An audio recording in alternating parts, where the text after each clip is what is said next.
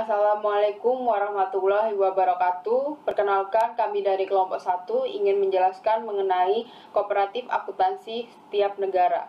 Anggota kelompok kami yaitu yang pertama Hana Nurifda, Kiki Pratiwi, Sinta Sintana, dan Yanti Purwati. Ada 3 poin pembahasan yang akan kami jelaskan, yaitu yang pertama akuntansi kooperatif, laporan keuangan, dan akuntansi setiap negara.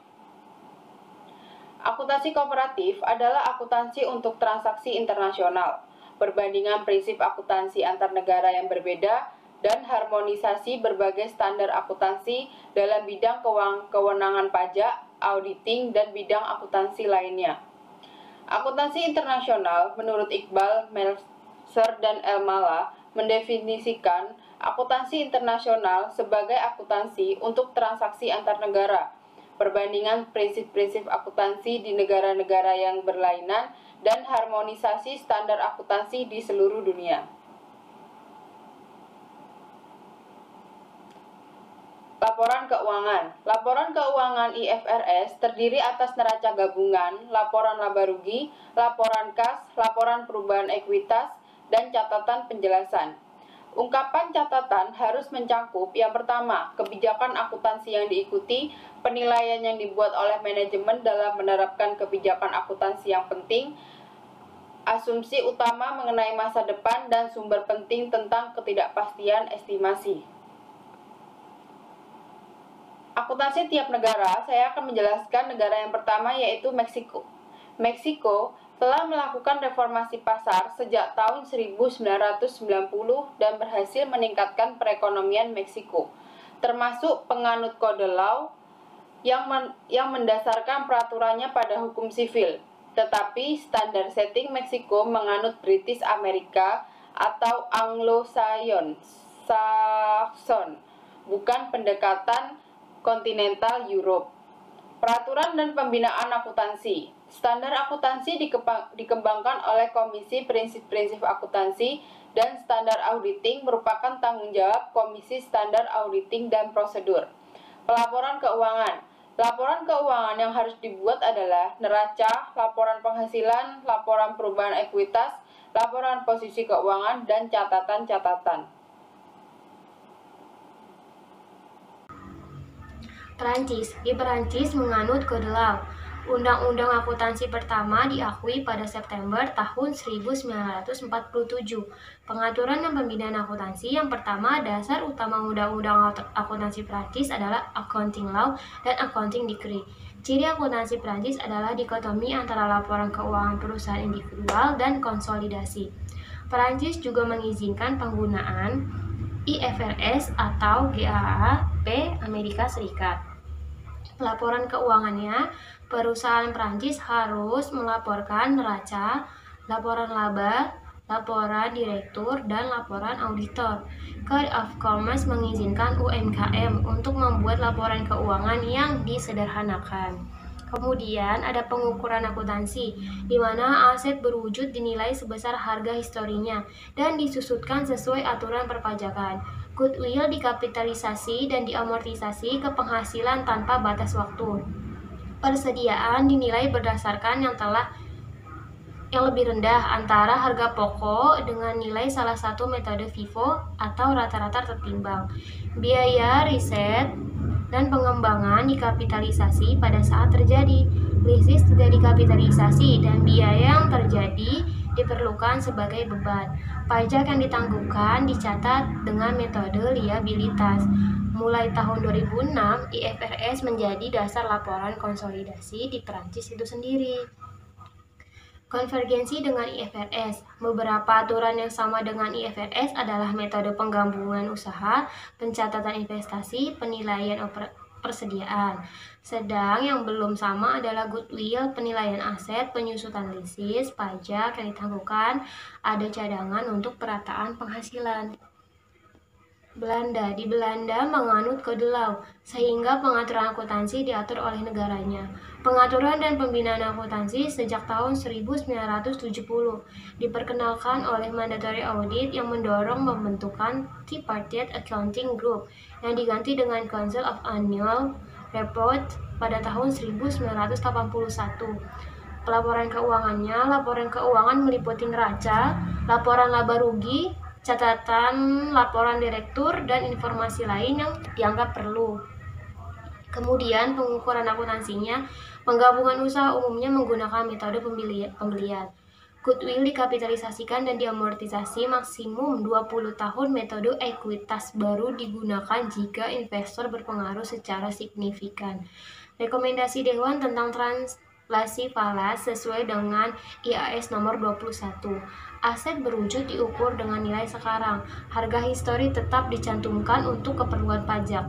Karena penerapan aturan yang sangat fleksibel, maka ada peluang untuk praktek perataan penghasilan. Assalamualaikum warahmatullahi wabarakatuh. Saya Hanan Gifda ingin melanjutkan presentasi dari rekan saya Kiki Pratiwi, masih membahas mengenai negara Belanda, yaitu usaha konvergensi dengan IFRS. Ada dua. Yang pertama, peraturan yang sudah sama, yaitu akuntansi penggabungan usaha, pencatatan investasi untuk perusahaan asosiasi, penilaian aset, penyusutan aset tetap, akuntansi kemungkinan kerugian, lisis keuangan, serta pajak tangguhan. Yang kedua, yang belum sama, yaitu pencatatan goodwill, penilaian persediaan, serta perataan penghasilan. Setelah negara Belanda, ada negara India. India setelah kemerdekaan menganut sistem perekonomian sosialis, tetapi mulai terjadi krisis pada tahun 1991. India mulai membuka pasarnya ke dunia internasional. Yang pertama, peraturan dan pembinaan akuntansi. Sumber utama standar akuntansi keuangan di India adalah Undang-Undang Perusahaan dan Profesi Akuntansi. Tahun 1949 dibentuk Institute of Chartered Accountants of India yang bertanggung jawab mengembangkan standar akuntansi keuangan India. Tahun 2006, pemerintah mengumumkan untuk memperkenalkan peraturan baru yaitu IFRS, dan institusi akuntansi menanggapi kemungkinan tersebut dengan mempelajari penerapan IFRS secara utuh di India. Yang kedua, pengukuran akuntansi, yaitu untuk menggabungkan usaha tidak ada standar akuntansinya, tetapi sebagian besar menggunakan metode pembelian yang disebut dengan amalgamation. Goodwill dikapitalisasi, diamortisasi, dan diuji pengurangannya. Kedua, pencatatan investasi dengan metode ekuitas. Ketiga, penilaian aset dengan historical cost dan fair value, penyusutannya dengan manfaat ekonomi. Yang keempat, persediaan dinilai dengan the law of cost dan cost flow-nya dengan metode FIFO dan rata-rata. LIFO tidak diperbolehkan. Kemudian, akuntansi kemungkinan kerugian diakrualkan. Lisis dikapitalisasikan, sedangkan pajak yang ditangguhkan diakrualkan.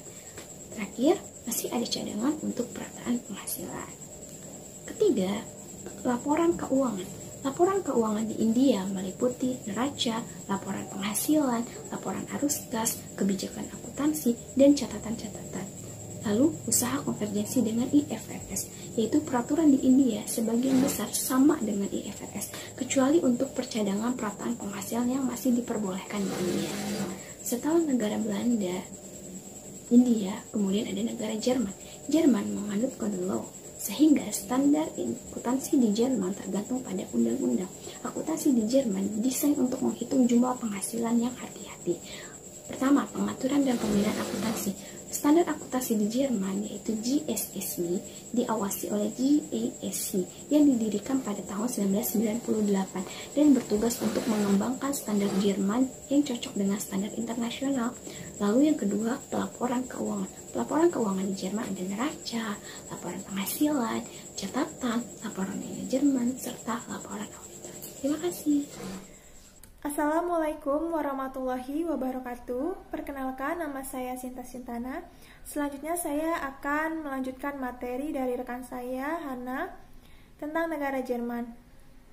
Pengukuran akuntansi, penggabungan usaha dengan metode pembelian, meskipun metode pooling diperbolehkan, goodwill diperbolehkan dengan amortisasi 4-20 tahun, investasi dicatat dengan metode ekuitas. Metode penilaian persediaan dengan FIFO, LIFO, dan average. Aset dinilai sebesar harga historisnya. Usaha konvergensi dengan IFRS.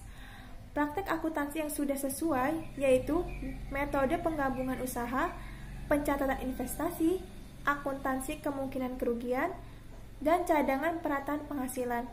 Selanjutnya praktek akuntansi yang belum sama, seperti goodwill, penilaian aset, penyusunan aset, penilaian persediaan, leases, pajak yang ditangguhkan. Selanjutnya di Indonesia. Indonesia menganut sistem kode law dan penyajian laporan keuangannya adalah untuk penyajian wajar, bukan untuk kebenaran dan kewajaran. Pengaturan dan pembinaan akuntansi. Pengaturan akuntansi di Indonesia dilakukan oleh IAI yang dibentuk 23 Desember 1957 di bawah pengawasan Departemen Keuangan. IAI menyusun SAK dan SPAP. Sebelum kemerdekaan, Indonesia menganut sistem tata buku Belanda, tetapi setelah merdeka, pendidikan akuntansi di Indonesia menganut pola Amerika. Pada tahun 2005, IAI mengadopsi standar IASC dan dituangkan dalam PSAK yang mulai berlaku 1 Januari 1995.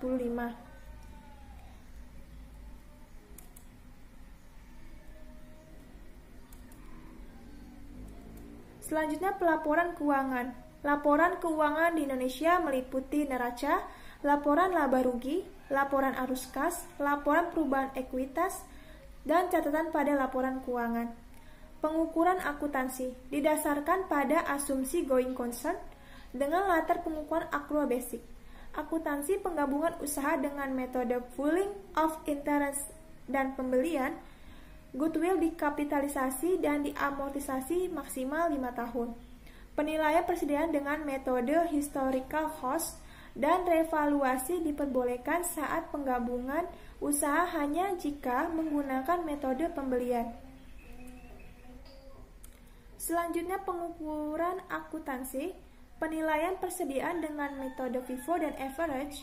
LIFO diperbolehkan, tetapi tidak diperbolehkan untuk kepentingan perhitungan pajak. Akuntansi, kemungkinan kerugian diakrualkan, leases dikapitalisasi, dan pajak yang ditangguhkan diakrualkan. Teknik income smoothing dilarang. Selanjutnya konvergensi dengan IFRS. Baru sedikit SAK di Indonesia yang sama dengan IFRS, yaitu tentang penyusutan akuntansi untuk kerugian, leases, pajak yang ditangguhkan, dan perataan penghasilan. Aturan yang lain belum sesuai dengan IFRS. Sekian dari kelompok kami. Terima kasih.